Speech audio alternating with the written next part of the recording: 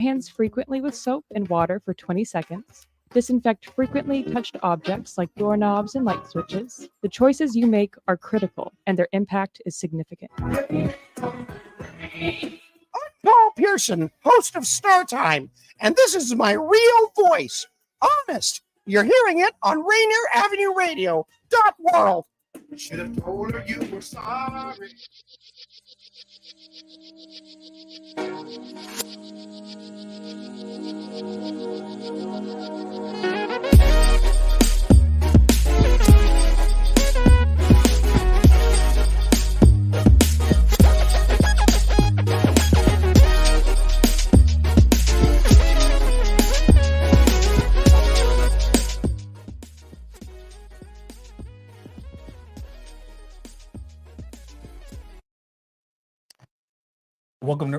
Welcome to Rainier Avenue Radio. This is Centering Voices with your host, yours truly, Blaze. And before I get into my second ever episode, I would just like to give some special Rainier Avenue Radio announcements for some upcoming events. Rainier Avenue Radio will be live this Saturday at 11 a.m. at Yesler Terrace Park, providing coverage of Seattle's Urban League's Black Earth Day. And next Monday through Friday, there will be additional coverage of Black Earth Day from 10 a.m. to 5 p.m. that will include films, interviews, panels, and more, because Earth needs more than one day to be celebrated. With that said, let's get right to it. Again, I'm your host, Blaze. And first, I would just like to share my little thoughts about some things that just growing and development, particularly as a young Black person, from the Black community, particularly from the Central District of Seattle. As a teenager when I was younger, there was a lot of things going on within my community that affected some of the decisions that I made. There was drug addiction, gun violence, and poverty. Our schools was under-resourced. And a lot of us as youth leaned on our own understanding. And in the constellation of all those compounded depravities, we find ourselves might not necessarily making the best decisions for ourselves. Unfortunately for myself and a lot of my young peers in our teenage years, we found ourselves incarcerated. And as I shared before in the first episode, I did 18 years in prison. But during that, I was able to grow and develop and find resilience to better myself with community, with some of the brothers who came in before me, and then also with community support from the outside. And it was from this resilience that I felt that I pay it forward, that we're out here now, that I'm out here now lending my voice and supporting and centering voices of others who survived the compound depravities that was going on in our community, who grew from the poor choices that we made and are seeking to provide that wisdom and guidance to our younger generations. And so this is the segue that brings me to my next guest. This is a brother that I grew up with, the older brother that I biologically never had. We grew up in the Central District together. Unfortunately, we found ourselves doing some time together. And as we grew up together, we started organizing and serving community while we were on the inside, particularly through the Black Prisoners Caucus. And then we got out pretty close in time with each other and became members of the Black Prisoners Caucus community group together. And even now we work together at the Freedom Project, particularly helping youth that are impacted by gun violence in particular. So that being said, I would like to introduce my guest and my brother and author of the book Cotton, Mr. Thomas Hill. Hey, I appreciate the plug, brother. 100%, man. I'm going to get into myself, but I have to give just a shout out and the utmost respect and honor to be sharing this platform with you right now. We come from humble beginnings, to say the least. And it's good to see what you've been doing out here. I know the impact you've been making, and I just want to give you your props, bro. Real talk. And I appreciate that. I want to acknowledge not the impact that I've been making, but the impact that we've been making. And not just us, but what this particular show is about, centering voices of our community. And so it's great to have you. And so first and foremost, I just want you to share a little bit about yourself, like where you from, particularly locally, where your areas of focus are. And then for sure, most definitely, we'll be getting into the book. Indeed. Like you said, I'm born and raised in Seattle. an 80s baby. And just for context, what does that mean? In the 1980s, there was a war on labor. There was a so-called war on drugs, which in turn made a war on our community. You feel me? And so what that looks like in real time is people not having the access to jobs that they once had access to. With maybe a high school diploma, they could have got a job inside and took care of their family, to benefit community. The war on drugs was criminalized during that time. The sentencing disparity was huge, to where it created like a vacuum of leadership in our community, particularly Black men, but also Black women were affected. Black and brown people were affected. And so I came up in the midst of that. So who am I? I'm a survivor of all that. My adolescent years was in the 90s. And we know how society looked at certain demographics of people. They labeled us. They labeled us super predators, amongst other things.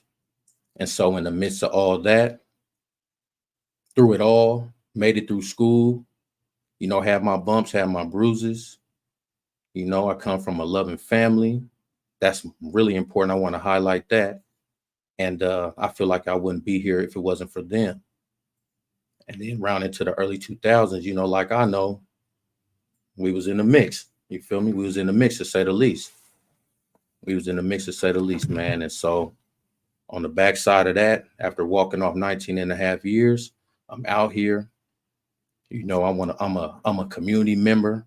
I want to be an asset to my community, my extended community. I'm an author. I'm a loving son, so on and so forth, man. So that's just a bit about me. I ain't gonna take up the whole 30 minutes talking about me, man. Well, again, like I said, this is Centering Voices, and today we centering your voice. For sure, appreciate that. And what I want to appreciate is how you use your voice to advocate for others, and how when you shared your story, you were talking about the bigger picture, right? The socioeconomic and political forces that surrounded our experience. Mm-hmm. And so I know you, and how I know you and how I work with you, I know that's some of the work that you're working on, that you're passionate about. So can you briefly share, some of the particular things that you're particularly passionate about and working on, and how you serve community? Well, I serve community in a number of ways, professionally and personally. Like it runs hand in hand. And so sometimes you can get caught up trying to separate things. But when we're talking about community, it's us, because we're human beings. So the food on your table, your presence of mind, your well-being, just that interaction between people. I make it a point to, when I see my people, I acknowledge my people, and we have to normalize that. That's serving community.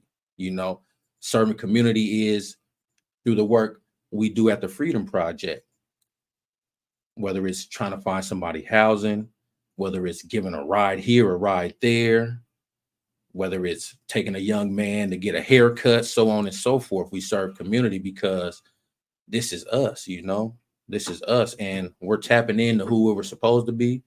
We're supposed to be fixtures in this community as Black men. We don't feel older, but we are older now. You dig? So grades to prove it. Come on now. And you earn those, and you're lucky to have those. Let's talk about that, because we got friends, family who never got to get their grades, bro. So we're lucky to have these grades we got.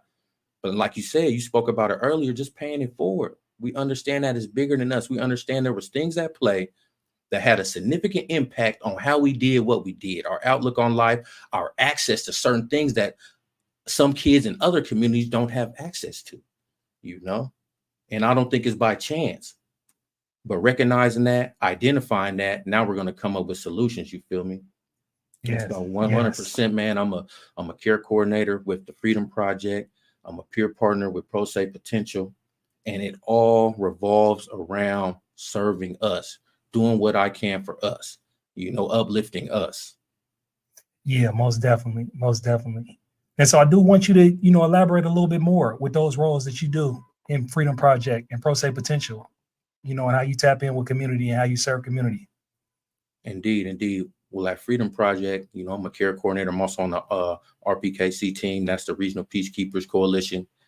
And in that capacity, we are trying to intervene in a lot of what's happening in the Puget Sound area. You know, there's been an uptick, you know, in gun crimes, and we're here to intervene. You know, we're here to provide some alternatives, some options for the youngsters. We're here to hear them out, you know, work from people from usually 16 and up, but nobody's left out. We're not, you know, Harriet Tubman Code. We're not leaving nobody behind. We're not leaving nobody behind. And so that's very fulfilling work, because I see both sides of the coin. You know, like I say, it was in the mix. I don't want to dive into details, but I see both sides of the coin, and it's just meeting those young people where they're at. That's important to me.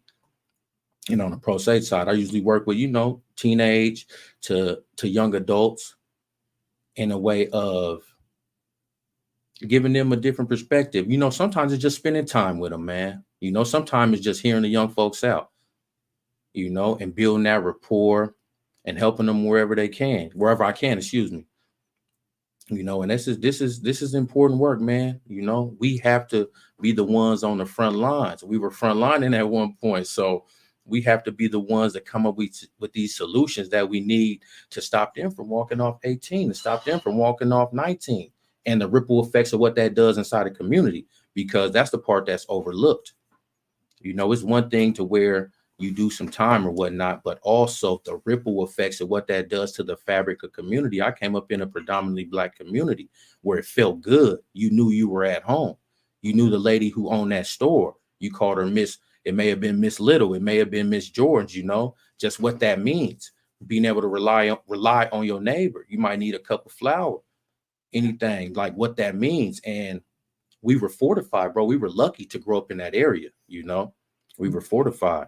Yeah, most definitely. And so, you know, we got, I want to give a shout out to those who was watching this live. We got community interaction, and, you know, family always, you know, asks us a question particularly for you. And this is a good question for us, right? Because one thing when I think about the work that we're doing, right, one of the things that I learned, I think a older brother told me when I was on the inside, that a young person can see the future through the eyes of their elders, right? And so now we're those elders.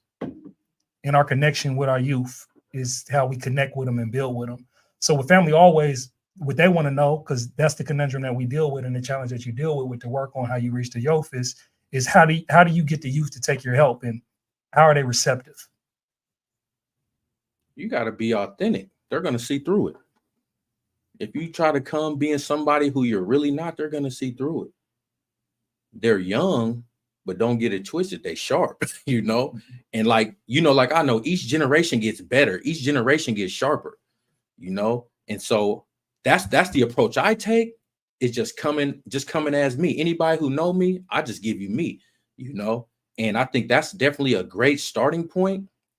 And also understanding that as a youth, sometimes you a bit apprehensive of just like sharing out, you know? So be patient with the youth, you know, because it is a process. You are a stranger, but coming authentic, being patient, and also just giving it to them real, you know, how you see things. But I'm not some preacher. I'm not somebody who knows everything, because just how they'll learn from me, I could learn from them, because each generation gets better. And being that humble in that interaction, I feel like it can, it's definitely fruitful. It's definitely going to help. It's going to definitely build a rapport. Yeah, most definitely. You know, one of the mantras that I live by, as far as trying to tap in with the youth and just being the person that I am today, is that I seek to be the person that I needed when I was younger. So I try to meet the youth and meet individuals where they at. And so I've been knowing you a long time, bro. Indeed. And I didn't know you were an author until you had your book published. And I'm like, what? And so knowing what you were about, right? When you told me that you wrote a book, I was very interested, obviously. Like, you know, something that I wanted to do, maybe in the future, aspire to write a book. So you inspired me by writing yours to one day me write a book. But also, I wasn't surprised as far as when I read it, as far as what your book's about, like how you go about it. And so first I want to want you to share with me, like, what motivated you to really just become a writer and become an author? And I appreciate that, bro. You know what I'm saying? I appreciate, just the kind words. You feel me? I appreciate that. But what a lot of people don't know is my mama's a writer, bro. Okay, here we go. Okay. Yeah, my mom, she a poet. You know what I'm saying? And I feel like I truly feel because I've always, a cat used to cut up in school, but it was certain things I liked. I like when we had the opportunity to write poetry. I didn't like language arts, but I like writing. I like writing poetry, short stories, things of that nature. So I always like to write. But sometimes you just keep things close to your chest. Yeah. And it just close to your chest. Yeah, bro. Keep it close to your chest. But like I said, I feel like I inherited that from my mom, and I've always wanted to put my thoughts on paper. So for anybody who's read Cotton, clearly I'm the narrator, and those are my thoughts. You dig? And so finally creating the space to where I can fully articulate myself, because this was written on the inside. So I think that's a good point to make. This was written on the inside. And so sometimes it's chaotic. At one facility, you may be able to do things you can't at another facility. So actually being able to create a space where I have the time and I'm allowing my creativity to be expressed in written form, and so it's something I've always wanted to do. I've written short stories, I've written poetry, spoken word, so on and so forth. But I've always wanted to give my outlook on things that I've grew to understand. You don't know what you don't know. As a young guy coming in, I caught my case at 19 years old. I'm now 40.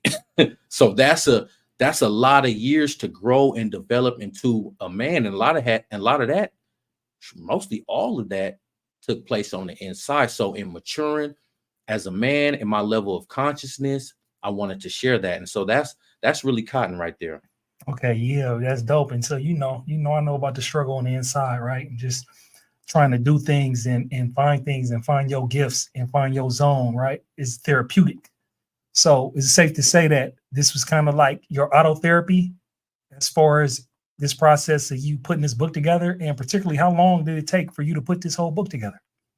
It's definitely therapy, but it's also crazy enough.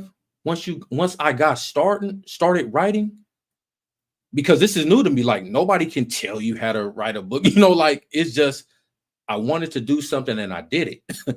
You dig? Okay. And so it just took on a life of its own to where it was effortless once I got in that rhythm. We talked about creating those conditions to where you can grow, where you can really express yourself. And so I started writing the book after I left you in 2019. And it was here and there, I would do a chapter, I would take some time off and then do another chapter. But finally, I got into a rhythm to where I would be up in the wee hours of the night when it felt like I was the only one awake. You follow me? And so with that, it's quiet and I can just let my imagination work, because Cotton is philosophical fiction. It's real life situations, scenarios in story form. And so when I finally dialed in and finally found my rhythm where I may not get started till midnight and I'll write a chapter or two, it just went like that.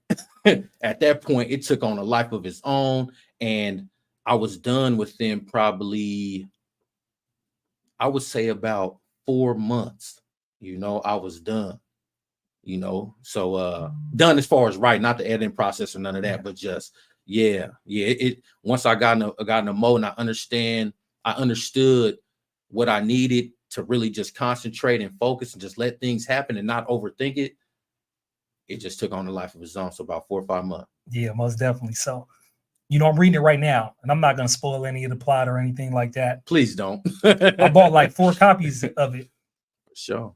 I bought one for myself, bought one for my wife, bought one for my 16-year-old daughter. Make sure you autographed it.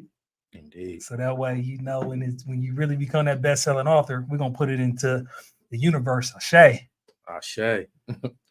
I'm be like, yeah, I had mine's early. And so I said it to say what I like about your book is written for all ages.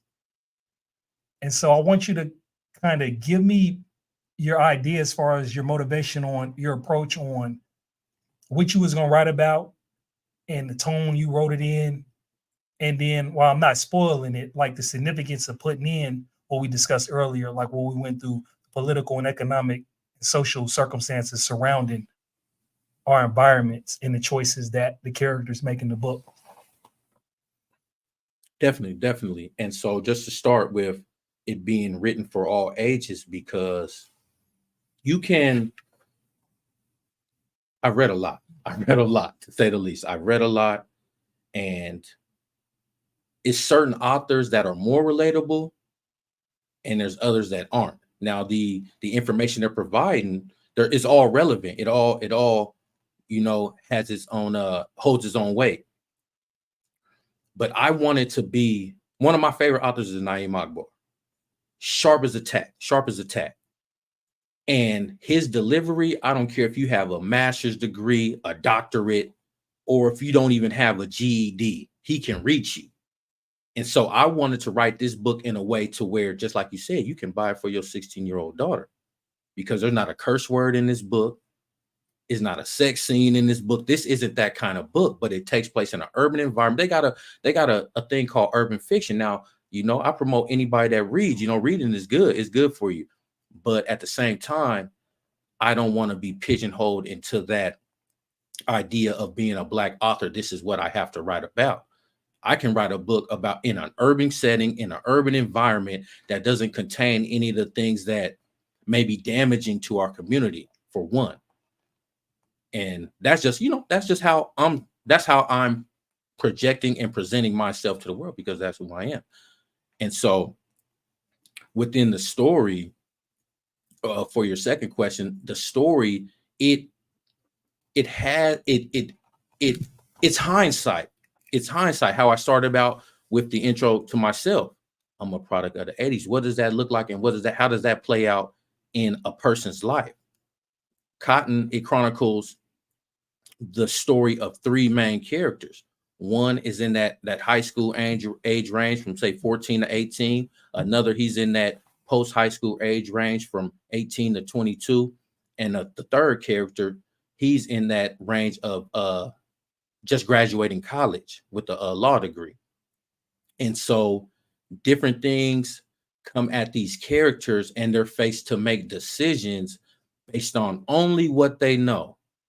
Now, we understand there was bad actors that played a significant part to the detriment of our community. It don't matter if we talking about the government's role in the Iran-Contra scandal. It's not by accident our communities was flooded with crack cocaine. It's not by accident that we have a young, I'm not going to speak in general. I'm going to speak of our upbringing. If you wanted something and you had the money, you could buy something. If you wanted a weapon, you could buy a weapon. If you wanted narcotics, you could. Everybody doesn't have that access. You dig? And so I always point towards the big issue and how it plays out in the lives of others. Let's talk about predatory lending, bro. We know what happened to our community. Our whole community was gentrified, man. You follow me? Come on. There's not check marks in every community. Like there's not, in some communities you go in other states, bro, there's liquor stores on every counter. It's not that's the same up here. We in the northwest corner of the map, but this is a real thing. You feel me? So I like to put those into the story. Most definitely. And so, as I said to D Money, we could go an hour if we wanted to. And so we're leaving our audience one more. So real quick, T Hill, your book can be found on Amazon and Kindle. And then also tell us how we can just find you social media wise. You can find me at Tommy Calcutta on Instagram, or you can contact me at Cotton the Story on all platforms, Threads, Instagram, TikTok, so on and so forth. And I appreciate conversations about the subject matter in the book, because that's what it's about. It's a story, but we talking about real issues. Yes, most definitely. And please support local Black businesses, include my brother Thomas Hill. He wrote this book for community, Indeed. helpful for not only for us as adults, for our youth as well. And so it's been a pleasure, brother. It's been a pleasure. I told you it was gonna be smooth, it was gonna fly, and it's just been Too quick, a bro. blessing to have you. Absolutely. For real. And so yeah, we welcome. I'm looking forward to having you back in the future. Show gonna probably be an hour then. But until then, community, with much love, this is Rainier Avenue Radio, Centering Voices, with your host, Blaze. And I'll see you next week. Peace and blessings, everyone. We out.